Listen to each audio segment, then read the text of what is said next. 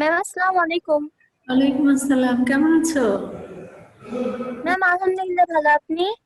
আসিমা,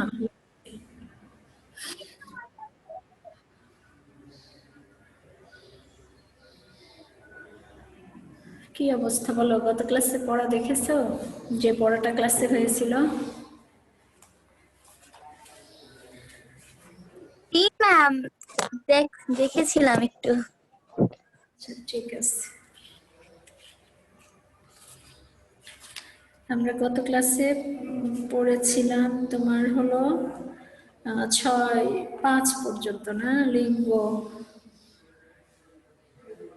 তারপরে আমি 6 থেকে 9 পর্যন্ত দিয়েছি এবং 4.2 নাকি? না না, আপনি তারপর বচন পড়াচ্ছিলেন। হ্যাঁ হ্যাঁ, বচন পড়াচ্ছিলাম, ঠিকই বলছো, ওগুলো তো হয়ে গেছে। জি ম্যাম।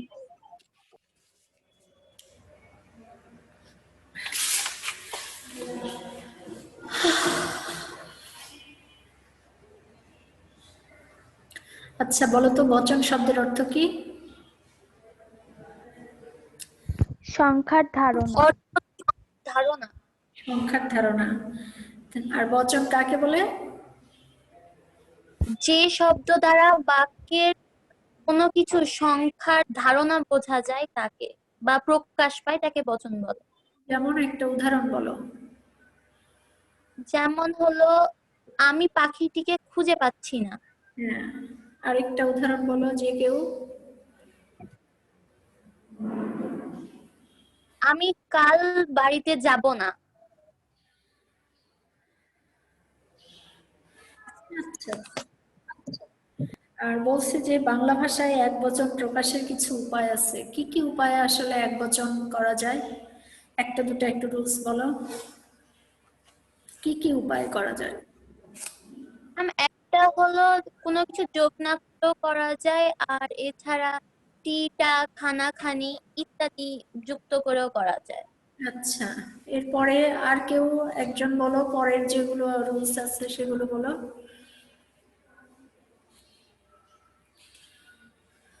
যে কেউ। ম্যাম, শব্দের আগে এক, একটা, একটি এগুলো সংখ্যাবাচক শব্দ বসিয়ে। হ্যাঁ, তার মানে কি শব্দের আগে এক, একটা, একখানা, একজন এগুলা যোগ করেও কি করা যায়? এক বচন করা যায়। আর বহু বচন কাকে বলে? খায়রুল বলো, বহু বচন কাকে বলে? যে শব্দ যে শব্দ দ্বারা বস্তু বা প্রাণী একাধিক সংখ্যার ধারণা পাওয়া যায় তাকে বহুবচন বলে। যেমন উদাহরণ বলো। যেমন ছেলেরা মাঠে খেলা করছে। হ্যাঁ, ছেলেরা মাঠে খেলা করছে। আর আর যে কেউ অপূর্ব বলো, যে বহুবচন প্রকাশের উপায় কি? বহুবচন প্রকাশের উপায় কি?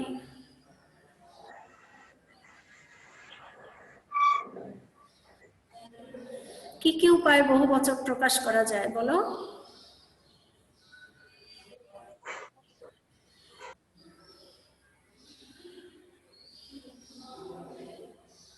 অর্পিতা বলো, বহুবচন প্রকাশের উপায় কি কি?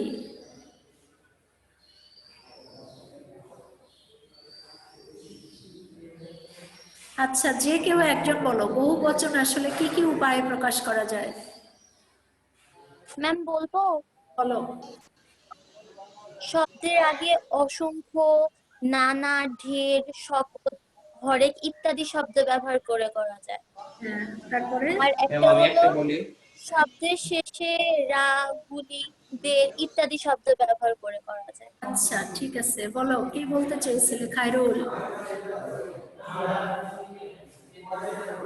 শব্দের আগে অনেক, অজস্র, অসংখ্য, প্রচুর ইত্যাদি শব্দ ব্যবহার করে বহুবচন করা যায়। হ্যাঁ, তাছাড়া কিছু সমষ্টিবাচক শব্দ আছে, এই সমষ্টিবোধক শব্দগুলি কি কি? একই শব্দ পর পর দুইবার বসিয়ে বহুবচন করা যায়। হ্যাঁ, ঠিকই আছে, একই শব্দ বারবার ব্যবহার করেও করা যায়, কিন্তু কিছু সমষ্টিবাচক শব্দ আছে, এই সমষ্টিবাচক শব্দগুলি কি কি? এই সমষ্টিবাচক কোন দ্রব্য, কুলি, মণ্ডলী, মালা, গুচ্ছ। হ্যাঁ, আবলি, দাম, তাই না, রাজি, রাশি, পুঞ্জ, এগুলো কিন্তু প্রত্যেকটাই এক একটা কি সমষ্টিবাচক শব্দ। তাহলে এই সমষ্টিবাচক শব্দগুলি যোগ করেও কি করা যায়, বহুবচন করা যায়। তাহলে রা, এরা, গুলিগুলো, এগুলো যে যোগ করে, বিভক্তিগুলো যোগ করে যে বহুবচন করা যায়, এরকম একটা উদাহরণ কি?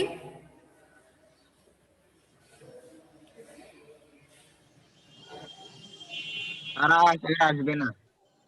যে কেউ বলো, রা, এরা, গুলিগুড়, গুলি দে। ছেলেরা বল খেলছে। এটা একটু আগে আমরা শুনেছি। এরপরে অন্য একটা বলো, কে? ফারজানা বলছো? ছেলেগুলো খুব হইচই করছে। হ্যাঁ, ছেলেগুলো খুব হইচই করছে, তাই না? আচ্ছা, আর সমষ্টি বোধক শব্দ যোগ করে যে বহুবচন করা যায়, এরকম বলো, একটু উদাহরণ বলো।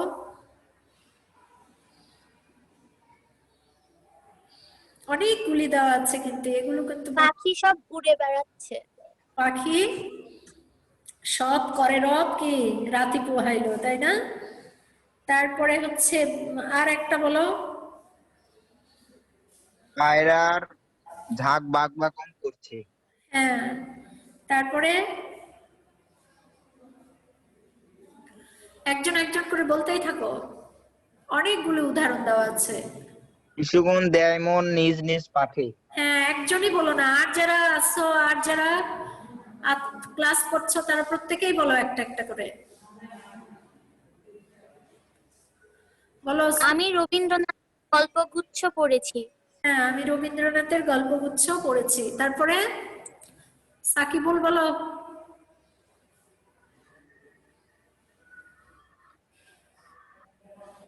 শুনতে পাচ্ছ আমাকে?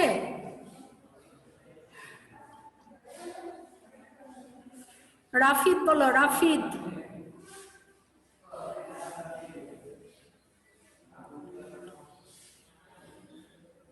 রেসপন্স না করলে কি করে হবে? একজন দুইজন ছাড়া তো প্রত্যেকেই কি করি, একদম চুপ করে থাকি, তাহলে তো হবে না।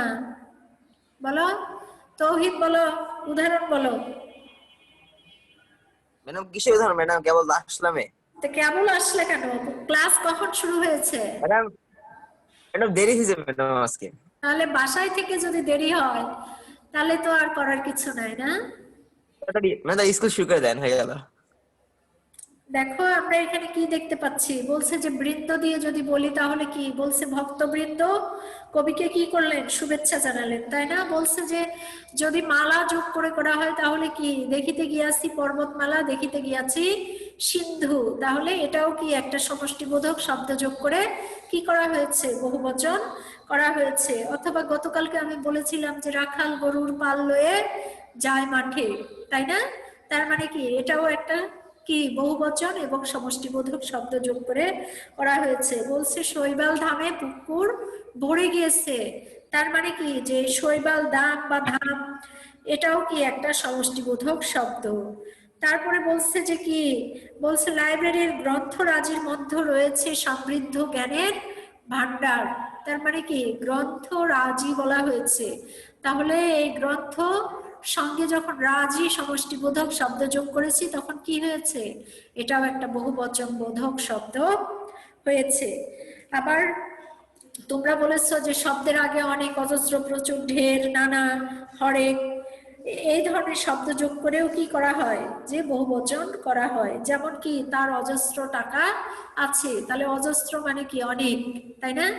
তারপরে এখানে বলা আছে যে তিনি বহু সম্পত্তির মালিক, কিংবা সে কহে বিস্তার মিছা, যে কহে বিস্তর। মানে কি যে যে বেশি কথা বলে, সে আসলে কি করে? তার কথার মধ্যে একটু মিথ্যা কথা বেশি থাকে, তাই না? অতিরিক্ত কথা বলতে গিয়ে আসলে কোনটা সঠিক আর কোনটা বেঠিক, এটা আর তখন জ্ঞান থাকে না। এরপরে বলা আছে যে একই শব্দ দুবার পরপর ব্যবহার করে কি করা হয়? বহুবচন করা হয়। তাহলে এখানে কি বলা আছে? বলা আছে যে আমার বাগানটা ফুলে ফুলে ভরেছে। তাহলে কি হলো? ফুল শব্দটা আমরা দুবার ব্যবহার করলাম, তাহলে অনেকগুলো ফুলকে এখানে বোঝানো হয়েছে। বলছে বরযাত্রীরা হাড়ি হাড়ি সন্দেশ নিয়ে এসেছে। হাড়ি হাড়ি মানে কি অনেকগুলো, তাই না? যে বিয়েতে যে তারা মিষ্টান্ন নিয়ে আসে, সেটার কথা বলা হয়েছে। বলছে যে মেয়ের বিয়েতে কারি কারি টাকা খরচ হয়েছে। কারি কারি মানে কি অনেক, হয়তোবা যা খরচ করতে চাওয়া হয়েছিল তার চেয়ে বেশি হয়ে গিয়েছে। তাহলে এই যে কারি কারি শব্দটা দুবার ব্যবহার করে কি করা হয়েছে, বহুবচন করা হয়েছে। এরপরে বলছে যে আমি খেটে খেটে সারা হলাম, তাই না? সেটা বাড়ির মা হোক আর বাবা হোক, দেখা যাচ্ছে যে আমরা তো কি করি, সংসারে যাদের দায় দায়িত্ব ঘাড়ে পড়ে তারাই আসলে সবসময় বেশি পরিশ্রম করে। তো এরকম যেটা সেটা বলছে দাঁড়ে দাঁড়ে ঘুরেও আজ ভিক্ষা জুটলো না। তাহলে দাঁড়ে দাঁড়ে শব্দটা কবার ব্যবহার করা হয়েছে? দুবার। তো এরকম শব্দ ব্যবহার করেও কি হয়, বলছে বিন্দু বিন্দু জল দিয়ে তৈরি হয় বিশাল সাগর। তার মানে কি, ছোট জিনিসকে কখনোই অবহেলা করা উচিত নয়। কি করবো, ওই বিন্দু বিন্দু জলই কি করে মহাসাগর তৈরি করে, এবং বিন্দু বিন্দু বালি কি করে মহাদেশ তৈরি করে। তো এরকম একই শব্দ বারবার মানে দুবার যোগ করে কি করা হয়েছে, যে তোমার বহুবচন করা হয়েছে। তারপরে গতকালকে বলেছিলাম যে সংখ্যাবাচক শব্দ যোগ করে, বলছে 10 সের চাল দিন, কিংবা বলা আছে যে কাঞ্চনের বিয়েতে সব আছে অতিথি খাবে। তার মানে কি 500 লোক খাওয়া দাওয়া করবে। তাহলে এরকম করেও কি করা হয়, এক বচনকে বহুবচন করা হয়। কখনো কখনো এক বচনের রূপ দিয়ে বলছে মানুষ মরণশীল। তাহলে এখানে মানুষ বলতে কি, একটা মানুষকেও বোঝানো হতে পারে, আবার অনেক মানুষকেও বোঝানো হতে পারে। কিন্তু অনেক সময় কি করা হয়েছে, যে এরকম মনে করো যে দেখতে আপাত মনে হলেও এক বচন, হয়তো কখনো ক্ষেত্রে এটা এক বচনেও ব্যবহার করা যাবে, আবার বহু বচনেও ব্যবহার করা যাবে। বলছে বাঙালি সব পারে। তাহলে এখানে একটা বাঙালি একজন বাঙালিকেও বোঝাইতে পারে, আবার পুরা বাঙালিকেও বোঝানো যেতে পারে। তাহলে সেই ক্ষেত্রে এটা কি হবে, বহু বচন হবে। বলছে বাগানে ফুল ফুটেছে। তাহলে ফুল বলতে আমি এক জাতীয় ফুলকেও বুঝতে পারি, আবার আমার সমগ্র বাগানে যত যত ফুল গাছ আছে সবটাকেও বোঝানো যেতে পারে। বলছে বাজারে লোক জমেছে। তার মানে কি, সেটা বাজারে একজন লোক জমে নাই, কিংবা একটা বাজার নাও হতে পারে। আমাদের বগুড়া শহরে কত বাজার আছে না, তো সেই অর্থে এগুলাকে বহু বচন করা হয়েছে। এরপরে বলা আছে দেখো, যে বচনের যে বিশেষ দ্রষ্টব্যর ক্ষেত্রে বলা আছে। তাহলে আমরা আজকে নতুন পড়ায় চলে যাচ্ছি। দেখো যেগুলা তোমাদের এখনো একটু মনে করো যে আয়ত্ত করো নাই, সেগুলো একটু করে নিবে। আর এই বিশেষ করে বাংলা ব্যাকরণ, এটা কিন্তু কি তোমাদের যেগুলা গণিত দেখলে যেরকম ভয় পাও, কিংবা ইংরেজি দেখলে মনে হয় যে এটা মানে আমার কাছে মানে জটিল, তো সেরকম কিন্তু বাংলা দ্বিতীয় পত্র কিন্তু ওরকমই একটা সাবজেক্ট, এবং একই রকম গুরুত্ব দিয়ে কি করতে হবে, যে পড়তে হবে। আর আমরা ক্লাস 8-এ এগুলো টপিক যদি ছেড়ে যায় তাহলে কি করব না, যে হলো ওই তোমার নবমে গিয়ে আমাদের কি হবে, যে অসুবিধা হতে পারে। তো সেই ক্ষেত্রে আমরা এগুলো কি করবো, একটু বাসায় তো আমরা বসে আছি, সময় পাচ্ছি, তাহলে এগুলো একটু দেখে নিব। এরপরে বলা আছে দেখো, বিশেষ বলা আছে যে বচন মূলত বিশেষ্য ও সর্বনামের সর্বনাম পদের এক বা একাধিক সংখ্যার ধারণা নির্দেশ করে। এখানে বলা আছে যে বচন সর্বনাম এবং বিশেষ্য পদের কি করে, যে এক বা একাধিক সংখ্যার ধারণা প্রকাশ করে। সে কারণে শুধু বিশেষ্য ও সর্বনাম পদের বচন ভেদ হয়। তার মানে কি, যে কোন কোন পদের বচন ভেদ হয়, বিশেষ্য এবং সর্বনাম পদের বচন ভেদ হয়। এরপরে বলা আছে দেখো, যে উন্নত প্রাণীবাচক শব্দের বহু বচনে গণ, বৃন্দ, মণ্ডলী, বর্গ, তার মানে কি এই 4টা বহু বচন বোধক শব্দ ব্যবহার করা হয়। যে উন্নত প্রাণীবাচক শব্দের বহু বচনে গণ, বৃন্দ, মণ্ডলী আর হলো বর্গ, এই 4টা বহুবচন বোধক শব্দ ব্যবহার করা হয়। এরপরে বলা আছে যে অপ্রাণীবাচক শব্দের বহুবচনে আবলি, গুচ্ছ, দাম, নিকর, পুঞ্জ, মালা, রাজি, রাশি এগুলো ব্যবহার করা হয়। তাহলে কিন্তু আমাদের নির্দিষ্ট করে কি, যে এরকম আসতে পারে যে কোন কোন পদের বচন ভেদ হয়। তাহলে বিশেষ্য এবং সর্বনামের বচন আছে, কিন্তু অন্য কোনো পদের বচন নেই। আর উন্নত প্রাণীবাচকের বহু বচনে কি কি শব্দ ব্যবহার হয়, গণ, বৃন্দ, তারপরে মণ্ডলী, বর্গ, এইটা। এরপরে বলা আছে যে অপ্রাণীবাচক শব্দের বহু বচনে আবলি, গুচ্ছ, দাম, নিকর, কুঞ্জ, মালা, রাজি, রাশি এগুলাও ব্যবহার হয়। আবার এরপরে বলছে যে রা, এরা, গণ, গুলু, কুল, সকল, সব, এগুলো কিন্তু আবার প্রাণীবাচক এবং অপ্রাণীবাচক উভয় শব্দের বহুবচনে কি হয়, ব্যবহৃত হয়। তাহলে উন্নত প্রাণীবাচকের ক্ষেত্রে ব্যবহার হয়, আবার হলো তোমার অপ্রাণীবাচক শব্দের ক্ষেত্রে ব্যবহার হয়, তারপরে এবং প্রাণীবাচক এবং অপ্রাণীবাচক উভয় শব্দের বহুবচনেও কিছু কি হয়, যে সমষ্টিবোধক শব্দ ব্যবহার হয়ে থাকে বা যে শব্দগুলি যোগ করে আমরা বহুবচন করতে পারি। এই উদাহরণগুলো কিন্তু তোমাদের বইয়ে একদম নির্দিষ্ট করে সুন্দর করে দেওয়া আছে। এরপরে বলা আছে দেখো, বাংলা বাক্যে একই সঙ্গে একাধিক বহুবচনবাচক শব্দ ব্যবহার হয় না। যেমন দেখো নিচে তোমাদের 3টা উদাহরণ দেওয়া আছে, মানে 3টা দিয়ে বুঝিয়ে দেওয়া আছে যে সকল ছাত্রদের বুঝিয়ে দেওয়া হয়েছে। তাহলে এখানে কি করা হয়েছে, এই বাক্যে কিন্তু 2বার বহুবচন ব্যবহার হয়েছে। যেমন একটা হলো সকল আর একটা হলো ছাত্রদের। তাহলে ছাত্রদের মানেও সব ছাত্র এবং সকল ছাত্র মানেও সব ছাত্র। তাহলে একই বাক্যে আমরা সকল এবং ছাত্রদের এই দুটো বহুবচন বোধক শব্দ একসঙ্গে ব্যবহার করতে পারবো না। যদি ব্যবহার করি তাহলে কি হবে, বাক্যটা ভুল হবে। তাহলে এই ক্ষেত্রে দেখা গিয়েছে যে হয় সকল ব্যবহার করতে হবে আর না হলে শুধুমাত্র ছাত্রদের ব্যবহার করতে হবে, যে কোনো একটা। বলছে যে সকল ছাত্রকে বুঝিয়ে দেওয়া হয়েছে বললে বাক্যটা সঠিক হবে, অথবা ছাত্রদের বুঝিয়ে দেওয়া হয়েছে এইটা ব্যবহার করলেও বাক্যটা সঠিক হবে। কিন্তু সকল ছাত্রদের একসঙ্গে যদি দুটো বহুবচন বোধক শব্দ ব্যবহার করা হয় তাহলে সেটা কি হবে, ভুল হবে। এরপরে দেখো তোমাদের কি আছে, বিশেষ্যের শ্রেণী বিভাগ। এর আগে কিন্তু আমি পদ পড়তে গিয়ে বিশেষ্য কাকে বলে সেটা তোমাদেরকে বলেছিলাম। তো এখানে আবার বলা আছে যে দেখো, আগেই বলা হয়েছে যে পদ 5 প্রকার, বিশেষ্য, বিশেষণ, সর্বনাম, অব্যয়, ক্রিয়া। তাহলে বিশেষ্য পদ কাকে বলে, বলছে বাক্যে ব্যবহৃত যে পদ দ্বারা কোনো ব্যক্তি, বস্তু, সমষ্টি, স্থান, কাল, ভাব, কাজ বা গুণের নাম বোঝায়। তাহলে কি বলা হয়েছে এখানে, যে পদ কোনো ব্যক্তি, বস্তু, সমষ্টি, স্থান, কাল এবং ভাব বা গুণের নাম বোঝাবে। নাম কিন্তু সবকিছুরই নাম। তাহলে নাম বোঝালে সেটা কি হবে, সেটা তোমার বিশেষ্য পদ হবে। যেমন দেখো এখানে তোমাদের উদাহরণ দিয়েছে নজরুল, মানুষ, বই, তারপরে বলেছে লেখাপড়া, পশু, সভা, সমিতি, ঢাকা, খুলনা, রাজশাহী কিংবা শয়ন, ভোজন। এগুলো কিন্তু প্রত্যেকটাই এক একটা কি বহুবচন বোধক, এগুলো প্রত্যেকটাই এক একটা বিশেষ্য পদ। মানে কি, যে সেটা স্থান হোক, কাল হোক কিংবা যাই হোক না কেন, ভাব হোক, প্রত্যেকটা কি বোঝাবে, নাম বোঝাবে। তাহলে যে পদ দিয়ে সবকিছুর নাম বোঝানো হয় সেটাই আসলে বিশেষ্য পদ। তাহলে আমরা পরের পৃষ্ঠায় চলে যাই। দেখো পরের পৃষ্ঠাতে কি বলা আছে, যে বিশেষ্য পদের নানা শ্রেণী বিভাগ। বলছে এক, কি বলা হয়েছে, যে সংজ্ঞাবাচক বিশেষ্য। সংজ্ঞাবাচক বিশেষ্য বলছে যে বিশেষ্য পদ দ্বারা কোনো ব্যক্তি, প্রাণী, স্থান, নদী, সমুদ্র, পর্বত, গ্রন্থ ইত্যাদির কি নির্দিষ্ট নাম বোঝাবে। তার মানে কি, যে এখানে যদি নদী হয় তাহলে কি করবে, পদ্মা নদীকে নির্দিষ্ট করে বোঝানো হবে। যদি কোনো কবি হয়, সেটা কাজী নজরুল ইসলাম হলে নির্দিষ্ট করে কাজী নজরুল ইসলামকেই বোঝানো হবে। যদি রবীন্দ্রনাথ হয় তাহলে রবীন্দ্রনাথকেই নির্দিষ্ট করে বোঝানো হবে। তো এই জন্য বলা হয়েছে যে এখানে যাই কোনো ব্যক্তি হলে সেই ব্যক্তির নির্দিষ্ট নাম, কোনো প্রাণী হলে যদি বাঘ হয় তাহলে বাঘই, যদি কি হয়, যদি কোনো পাখি হয় সেটা যদি টিয়ে পাখি হয় তাহলে টিয়ে পাখি। মানে কি, একদম নাম ধরে নির্দিষ্ট করে যেটা বোঝাবে সেটা হলো সংজ্ঞাবাচক বিশেষ্য।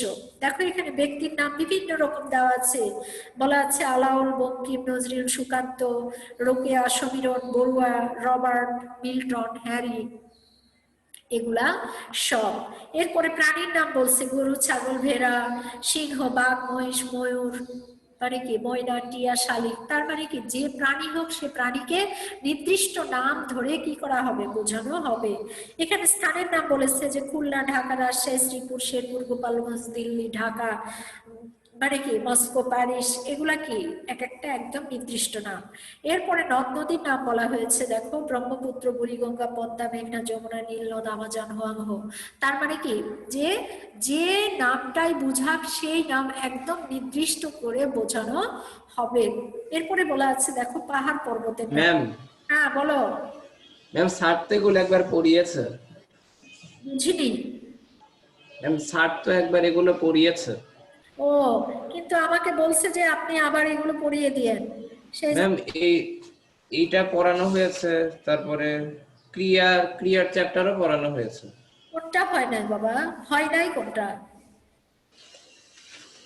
ম্যাম হয় নাই হলো বানান। বানান হয় নাই? বানান কি তোমাদের সিলেবাসে আছে? আচ্ছা, আমি ওটা দেখে নিব যে বানান যদি সিলেবাসে থাকে তাহলে আমি বানান করাবো। তো উনি বললেন যে আপনি শব্দ পদ অধ্যায়টা করাই দিয়েন, সেই জন্য আমি আবার নতুন করে করাচ্ছি। আচ্ছা, অসুবিধা নেই, তাহলে তো আমরা অত বেশি তোমাদেরকে ডিটেল বলতে হবে না, তাহলে পড়াটা আমি ধরে নিতে পারবো এখানে। কিন্তু তোমরা তো দুইজন ছাড়া কেউ রেসপন্স করো না, চুপ করে সবার ক্যামেরাটা অফ করে বসে আছো, যে আসলে কে যে ক্লাস করছো কে যে করছো না আল্লাহ জানে, বুঝতে পারছি না তো। যাই হোক, ঠিক আছে, তাহলে আমরা এটা বুঝতে পেরেছি যে সংজ্ঞাবাচক মানে নির্দিষ্ট নাম এক কথায়, তাহলে সেটাকে বলা হবে সংজ্ঞাবাচক বিশেষ্য। এরপরে বলা আছে শ্রেণীবাচক, বলছে যে বিশেষ্য পদ দ্বারা ব্যক্তি, প্রাণী, স্থান, নদী, পর্বত ইত্যাদির কি বোঝাবে? সাধারণ নাম বোঝাবে। তার মানে কি এটাও নাম, বাট এটা কি এক জাতীয় এক শ্রেণীকে একসঙ্গে বোঝানো হবে। যেমন মানুষ বলছে, তাহলে এখানে মেয়ে মানুষ হতে পারে, ছেলে মানুষ হতে পারে, হিন্দু সম্প্রদায় হতে পারে, মুসলিম সম্প্রদায় হতে পারে, তাই না?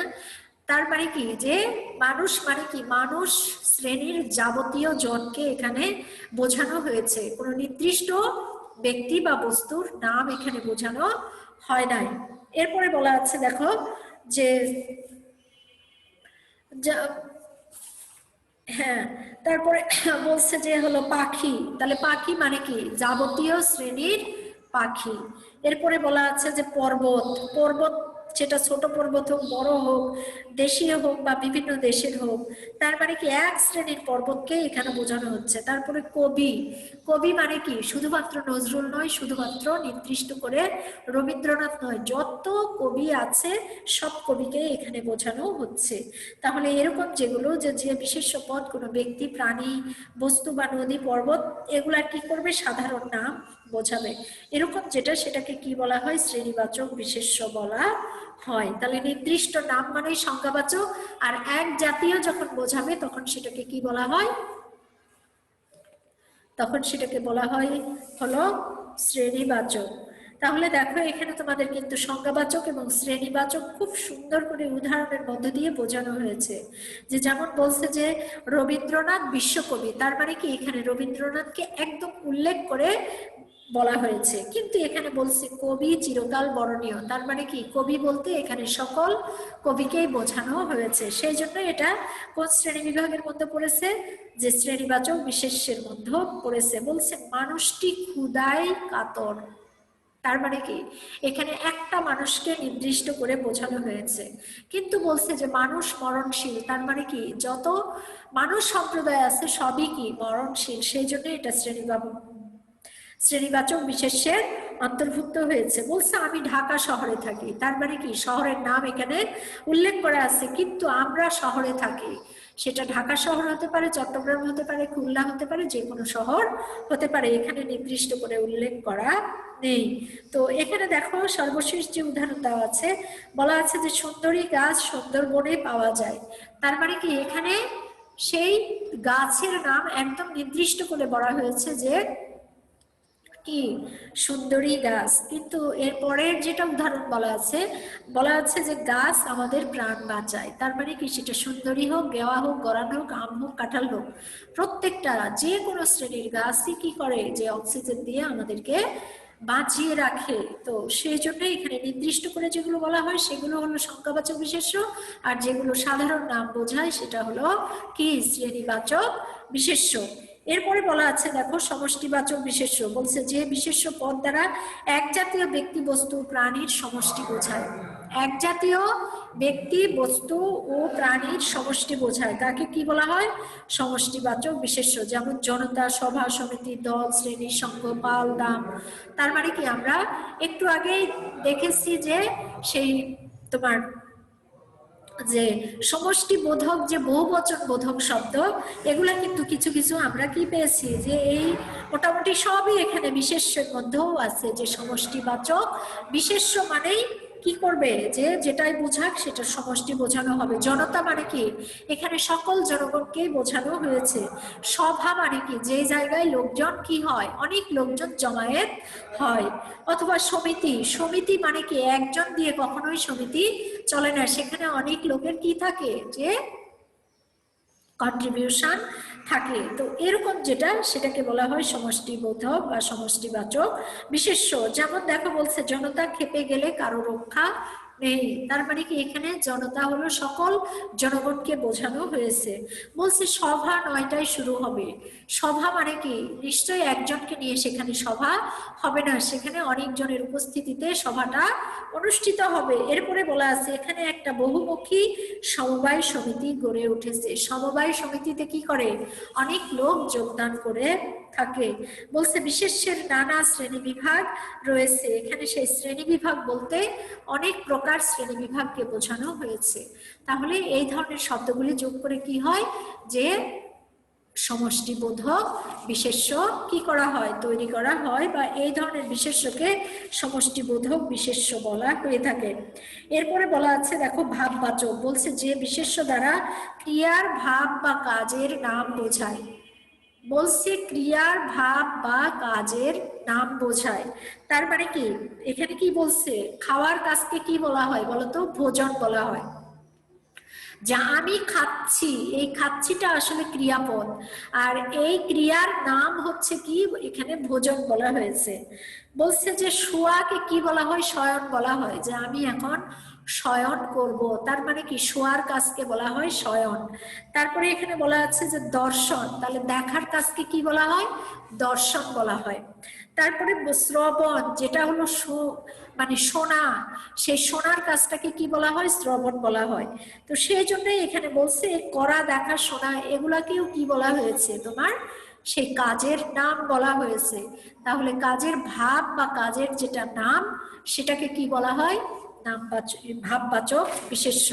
তাহলে কাজের নাম বা ভাবকে কি বলা হয়, ভাববাচক বিশেষ্য। তাহলে ভাববাচক বিশেষ্যের উদাহরণ কোনটা, শয়ন, তারপরে কি গমন, তারপরে ভোজন, দর্শন, তারপরে করা, দেখা, এগুলো প্রত্যেকটাই কিন্তু এক একটা ভাববাচক বিশেষ্যের উদাহরণ।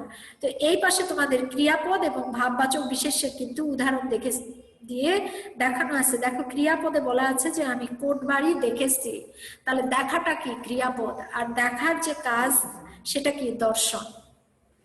আমি কোটবাড়ি দর্শন করেছি মানে এটা আর কি হবে না, ক্রিয়াপদ হবে না, এই দর্শনটা কি হবে, ভাববাচক বিশেষ্য হবে। বলছে মহারাজের ভোজন পর্ব শেষ হয়েছে।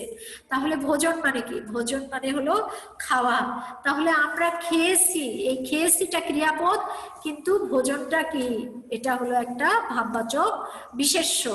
এরপরে বলা আছে দেখো যে কুকুর নাচন দেখে যা, তাহলে নাচছে, নাচছেটা কি ক্রিয়াপদ, কিন্তু নাচনটা কি ক্রিয়ার নাম।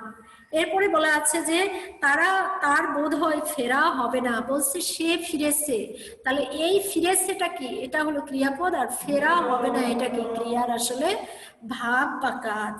তো এই ধরনের যেগুলা, সেটাকে কি বলা হয়, ভাববাচক বিশেষ্য বলা হয়। তো ঠিক আছে, তোমাদের যেগুলো এগুলো যেহেতু হয়েই গেছে, আমি আবার নতুন করে বলছি, তো তোমরা একটু কি করবে, বাসায় একটু ভালো করে এগুলো মানে কি যে প্র্যাকটিস করবে। যে আমি পড়া ধরলে সবাই রেসপন্স করবে, সমস্যা কি, তোমাদের কাছে তো বই আছে, আমি তো দেখতেও পাচ্ছি না যে তোমরা বই দেখে বলছো নাকি এমনিই বলছো। তাহলে তোমরা যদি বই দেখে দেখেও রেসপন্স করো, তাও তো একটা জিনিস আমরা কি একবার দুবার শুনলে বললেই ওটা আমাদের রপ্ত হয়ে যাবে। তো ঠিক আছে, তোমরা সবাই ভালো থাকো, সুস্থ থাকো, এবং আগামী ক্লাসে সবাই কি করো, অংশগ্রহণ করো। মাত্র দেখো 14 জন, তোমরা ক্লাস 8 এর কতজন স্টুডেন্ট আছো? তাহলে যদি খালি 14 জন নিয়ে একটা ক্লাস আগায় তাহলে তো হলো না, সবাই তো বাড়িতেই আছে এবং তোমাদের সবার ম্যাম অনেকেই ক্লাস করে না। হ্যাঁ, তোমাদের কিন্তু কি যে সবার সাথে কিন্তু লিংক আছে, তো তোমরা একটু ওদেরকে বলবা যে প্রতিনিয়ত যে আমাদের ক্লাসগুলি হচ্ছে এগুলো তো সব শিক্ষক তোমাদের এত যত্ন করে বুঝায় বুঝায় পড়াচ্ছে বা তোমাদের পড়ানোর চেষ্টা করছে, তোমাদের কোথায় কোন সমস্যা সেটা আমরা শুনে নিয়ে আবার সেগুলো মনে করো যে তোমাদেরকে সলভ করে দেওয়ার চেষ্টা করছি। তো তারপরে তো এত অনীহা থাকার কথা নয়, তাই না? তো যাই হোক, তোমরা সবাই ভালো থাকো, সুস্থ থাকো, আবার সবার সঙ্গে আগামী ক্লাসে দেখা হবে। আসসালামু আলাইকুম ম্যাম। ওয়ালাইকুম আসসালাম। ম্যাম আসসালামু আলাইকুম ম্যাম। আসসালামু আসসালামু আলাইকুম। আলাইকুম ম্যাম।